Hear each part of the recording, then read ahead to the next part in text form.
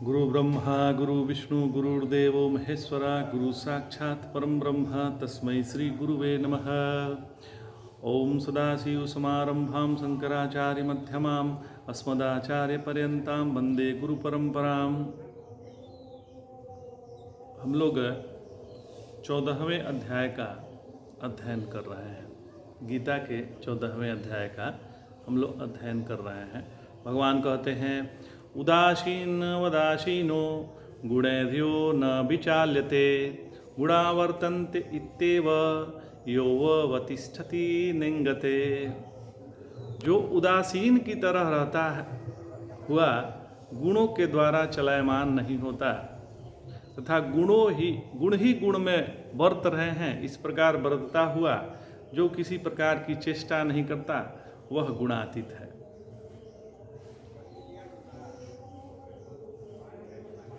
उदासीन और मध्यस्थ में अंतर है। जो आदमी आपस में झगड़ा कर रहे हैं और बीच में खड़ा होकर पंचायत करके झगड़ा मिटा दे तो उसका नाम मध्यस्थ है। लेकिन लड़ते हैं तो लड़ने दो, अपन का क्या जाता है, क्या लेना देना, यह उदासीन का लक्षण है। असल में यह जो मध्यस्थता का काम जो है वह दुख देने वाला है। कहीं पति पत्नी में झगड़ा हो रहा हो या भाई भाई में झगड़ा हो रहा हो तो उसमें आप मध्यस्थता करने पहुंच गए तो होता क्या है कि वो अपना झगड़ा छोड़ करके आपसे ही झगड़ना शुरू कर देते हैं और बोलते हैं कि यह आदमी हम में फूट डालने के लिए आया है या मजा लेने आया है। तो इस तरह आदमी बदनाम होकर लौटता है। उदासीन की तरह ना ठीक है और गुणैर्यो न विचाल्यते, कभी कभी कोई गुण जोर मारे तो उससे विचलित नहीं होना चाहिए। गुणा वर्तन्ते इत्येव, भगवान ने पहले कहा कि गुणेषु वर्तन्ते इति मत्वा न सज्जते, अर्थात इंद्रिया विषयों में बरतती है, आँख रूप को देखती है, कान शब्द सुनता है, त्वचा स्पर्श करती है, इनमें आसक्ति नहीं होना चाहिए। किंतु यहाँ कहते हैं गुणा वर्तन्ते इत्येव, अर्थात सत्वगुण रजोगुण तमोगुण ये तो बरतते ही रहते हैं पर हम शांत रहें। ये तो बच्चे हैं, इन्हें खेलने दीजिए, नाचने दीजिए। योऽवतिष्ठति नेंगते। आइए इस प्रसंग पर गुरु कृपा से विचार करते हैं। भक्तों की दृष्टि में भगवान सदैव सगुण है और स्वदृष्टि में भगवान सदा ही निर्गुण है। यदि भगवान अपने को गुणी मानेंगे तो गुणातीत भान हो जाने से गुण गुणी का भेद ही गड़बड़ा जाएगा।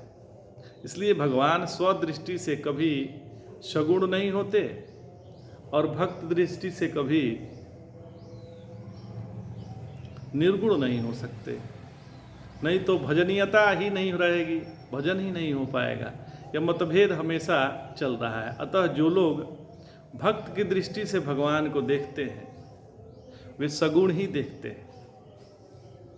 जो भगवान निर्गुण हो जाते हैं, इन दोनों के बीच कड़ी के जोड़ने वाला गुणातीत है। भगवान की दृष्टि से यदि हम सृष्टि को देखें तो हम गुणातीत हैं। पूर्णता में गुण नाम की कोई वस्तु है ही नहीं, क्योंकि गुण तो गुणी भाव के साथ होकर रहता है। जब गुणातीत की बात चली तो तब भगवान ने कहा कि देखो संसार के गुणों से तो उतना कुछ संबंध नहीं है। असल में संसर्गाध्यास होता ही नहीं है। कभी किसी दूसरे को गुणी देखते हैं तो जलन होती है, ईर्ष्या होने लगती है, ये गुणी क्यों हैं, और किसी को गुण रहित देखते हैं तो उससे घृणा भी होने लगती है। इसलिए असली काम तो हमको हमारे जीवन में जो गुण आते हैं उन्हीं से पड़ता है। तो जो साधक हैं वो रोने लगते हैं कि हाय हाय हमको निद्रा क्यों आ गई, आलस क्यों आ गया, प्रमाद क्यों आ गया। ये वे कभी रोते हैं कि आज तो बड़ा विक्षेप हो गया, और कभी रोने लगते हैं कि कल मुझको जैसा आनंद आया और प्रसन्नता आई, ध्यान में थे, जितना हमको आनंद आया, हाय हाय कल जैसी स्थिति आज नहीं है। वे कभी यह भी सोचते हैं कि हम शांत रहते हैं, हमको समाधि लगती है और हमारे बराबर दूसरा कौन है। ध्यान दीजिएगा, यहाँ भगवान गुणातीत की जो पहचान बताते हैं, उदासीनवत। हम जैसे दूसरे के साथ उदासीनता के व्यवहार करते हैं, वैसे ही हमें अपने कहे जाने वाले देह, इंद्रिय, अंतःकरण के साथ भी उदासीनवत आचरण करना चाहिए। कभी नींद आ गई तो सो गए, कभी टहलने का मन किया तो टहल लिए, कभी जोर जोर से चिल्लाकर बोलने का मन किया तो बोल लिए।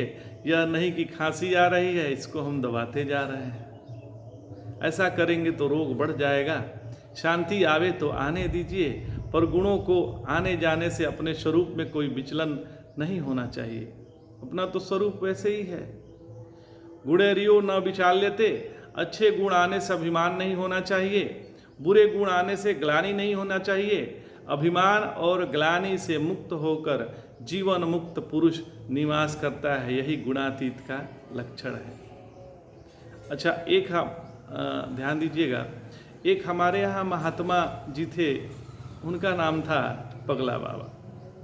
उनका समाधि स्थल हमारे गांव से नज़दीक ही है। जब उनको क्रोध आता था तो बड़ी भद्दी भद्दी गाली देते थे। वह यहाँ पर लिखा नहीं जा सकता कि कैसी गाली देते थे, तो क्योंकि यह सभ्यता एवं शिष्टाचार के खिलाफ है। इसके कारण से उनके यहाँ कोई ठहरता नहीं था। एक दिन वे मुझ पर नाराज हो गए। उन्होंने मुझे गालियाँ दी, मैं तो चुपचाप सह गया, क्योंकि वे मेरे नज़र में परमात्मा के स्वरूप थे। जब वे शांत हुए तो मेरे पास आए और बोले कि कुछ प्रसाद ले ले। फिर वे मुझे अपने हाथ से प्रसाद दिए। मैंने बाद में उनसे पूछा कि महाराज, आपको इतना गुस्सा क्यों आता है? यह सुनकर वो फिर गुस्से में आ गए और कहने लगे, क्या मैं तुमको यहाँ बुलाता? तो मैंने कहा कि नहीं महाराज, मैं अपने से आता हूँ। फिर वो बोले कि जब तुम यहाँ जाता है, यहाँ से जाता है तो मेरे कहने से जाता है। तो मैंने कहा कि नहीं महाराज, मैं तो अपने से चला जाता हूँ। तो उन्होंने कहा कि तुम जैसे अपने मन से आते हो और अपने मन से जाते हो, वैसे ही मेरे पास जो क्रोध आता है वो अपने मन से आता है और अपने मन से चला जाता है। इसलिए इसकी फिक्र क्यों करना? गुणा वर्तन्ते इत्येव। गुण तो हर हाल में कुछ न कुछ करते रहते ही हैं और अपना काम भी करते ही हैं। इसलिए इन्हें अपना काम करने दो, हम अपना काम करें। आज इतना ही। जय जय शंकर, हर हर शंकर।